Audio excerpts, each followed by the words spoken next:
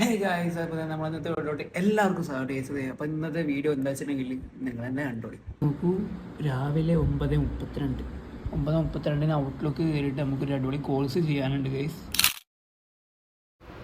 ആരും എൻ്റെ മുഖത്ത് തെളിച്ചാണ്ട് പേടിക്കേണ്ട, സംഭവം നാച്ചുറലാണ് കേട്ടോ.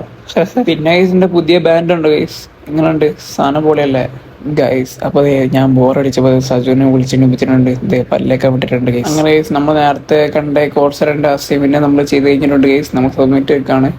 ഷോർട്സ് ആണ് ഷോർട്സ്